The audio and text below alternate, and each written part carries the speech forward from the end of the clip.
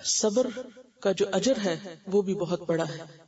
عام طور پر انسان کو صبر کی ضرورت کب پیش آتی ہے؟ جب اس پر ظلم ہوتا ہے. اس سلسلے میں ایک واقعہ آپ کے ساتھ شیئر کروں گی جو آپ ہی میں سے کسی نے لکھا ہے. مجھے نہیں معلوم کہ وہ اپنا نام بتانا پسند کریں گے یا نہیں. بہرحال کس طرح ظلم پر انسان صبر کرتا ہے تو نتیجہ کیسے سامنے آتا ہے. کہتی ہیں کہ آج کل ہم سورہ نور پڑھ رہے ہیں تو مجھے ایک چھوٹا سا واقعہ یاد آ گیا. پچھلے سال جب میں لاہور میں تربیتی کورس کرنے کے لیے گئی تو ایک گھر کرائے پہ لیا، کسی کے گھر کا اوپر والا حصہ. وہ گھر نیا بنا تھا. میں نے 2 دن میں جلدی سارا گھر سیٹ کیا تاکہ سکون سے کورس کر سکوں. جب داخلہ لیا تو مالک مکان بہت ناراض ہو گئی کہ یہ نیا گھر ہے اور تم سارا دن بند کر کے چلی جاتی ہو. اس نے کہا کہ جو صفائی والی میری ہے تم بھی وہی رکھو تاکہ وہ میری مرضی کے مطابق صفائی کرے. مگر وہ صبح آتی تھی، میں نے اتوار کے لیے اس کو رکھ لیا اور روزانہ خود واپس آ کے صفائی کرتی. ایک دن واش روم کا گٹر بند ہو گیا کیونکہ نیا گھر تھا، ابھی ریت سیمنٹ پائپ وغیرہ سے نہ نکلے تھے. میری بیٹی بیمار ہو گئی، اس کو قے آئی تو بھاگ کر اس نے واش روم کے بیسن میں قے کر دی. اب صفائی والی نے جا کر مالک مکان کو بتایا کہ بیوی نے الٹی بیسن میں کروائی ہے اور اس الٹی میں جو کچھ ہے وہ مجھے خود نظر آیا ہے. یعنی اتنی تفصیل سے جا کر اس نے مالک مکان کو شکایت کی. مالک مکان نے صرف اتنی سی بات پر طوفان اٹھا لیا. میرے بھائی کو، والدہ کو، کزن کو، پراپرٹی ڈیلر سب کو بلا کر کہنے لگی کہ یہ گھر بند کر کے چلی جاتی ہیں، گھر خراب ہو جائے گا. امی اور بھائی بھی مجھے سمجھانے لگے کہ خاتون بہت اعتراض کر رہی ہیں اور پھر وہی الٹی والی بات بھی بار بار مینشن کی گئی. لیکن میں صبر کر گئی، خاموش رہی کہ کیا جواب دوں. پھر ایک دن کالونی کی عورتوں نے مجھ سے کہا کہ آپ کی مالک مکان ہر جگہ کہتی پھر رہی ہے کہ میں نے اس کو گھر سے نکال دینا ہے کیونکہ یہ اپنے بیٹے کو گھر چھوڑ کر خود چلی جاتی. یہ کون سے اسلام میں لکھا ہے؟ اور بھی بڑی بری باتیں کر رہی ہے. میری آنکھوں میں ایک دم آنسو آ گئے کہ اگر ان دنوں میں اس نے مجھے نکال دیا تو میرا کورس ڈسٹرب ہو جائے گا.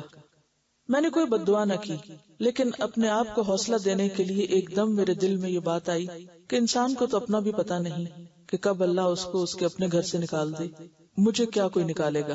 اور صبر کر کے پھر اپنے کام میں لگ گئی. 2 دن بعد ان کے گھر کو تالا لگ گیا. صفائی والے روزانہ مجھے پوچھنے آتی کہ نیچے والی باجی کہاں ہے. 10 دن بعد جب تالا کھلا تو کسی نے مجھے بتایا کہ مالک مکان اور اس کی شادی شدہ بیٹی ہسپتال داخل رہی. خیر میں خبر لینے گئی. میں نے پوچھا کیا ہوا. کہنے لگی ہمیں تو خود سمجھ نہیں آ رہی، بیٹی کو کھانا کھاتے کھاتے ایسی قے آئی کہ بند ہی نہیں ہو رہی تھی، اور اپنی بیٹی کی یہ حالت دیکھ کر میں بلڈ پریشر کی مریض ہوں، میں بھی بے ہوش ہو گئی. دونوں ہسپتال کے کمرے میں 10 دن داخل رہی. میں نے مبارک دی اور کہا کہ کون سا مہینہ ہے. وہ کہنے لگی یہ حاملہ نہیں ہے. یعنی انہوں نے سمجھا کہ شاید اس کی شادی ہوئی ہے تو پریگنینسی کی وجہ سے یہ ہو رہا ہے. ڈاکٹر خود بھی پریشان تھی کہ یہ کس قسم کی قے ہے.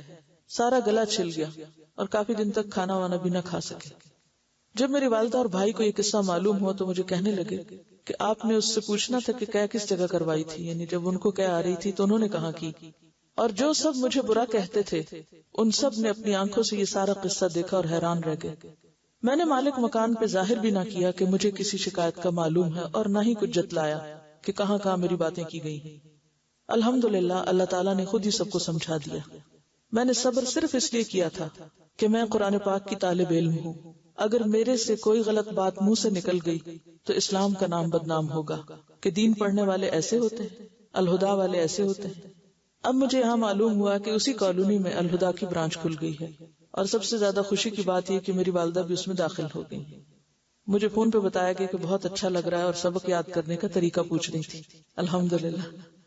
تو بات یہ ہے کہ اس کو کہتے ہیں صبر، کہ جب آپ پر ناروا قسم کا الزام لگے اور بے جا قسم کی آپ کے خلاف باتیں کی جائیں اور آپ اس موقع پر اپنے رویے کو منفی نہ ہونے دیں.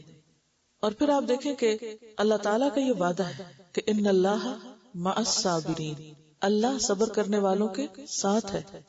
اور جس کے ساتھ اللہ کی مدد ہو جائے وہ وقتی طور پر امتحان سے تو گزر رہا ہے، تکلیف تو ہے، لیکن ناکام نہیں ہو سکتا. اللہ کی مدد ضرور آتی ہے.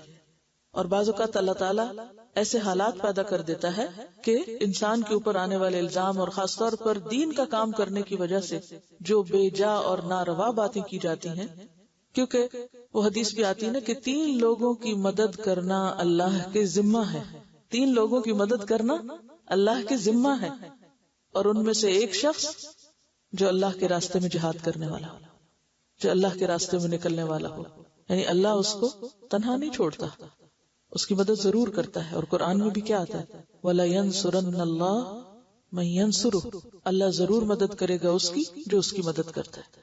اگر ہم اپنی ذات سے کسی کو تکلیف نہ دے رہے، کسی کے لیے پریشانی کا باعث نہ ہو، اور بے وجہ آپ پر زیادتی ہو رہی ہو، تو ایسے موقع پر اپنی زبان کو بند رکھنا. جہاں بدلہ لینے کا موقع ہو، وسعت ہو، وہاں معاملہ اللہ کے سپرد کر دینا.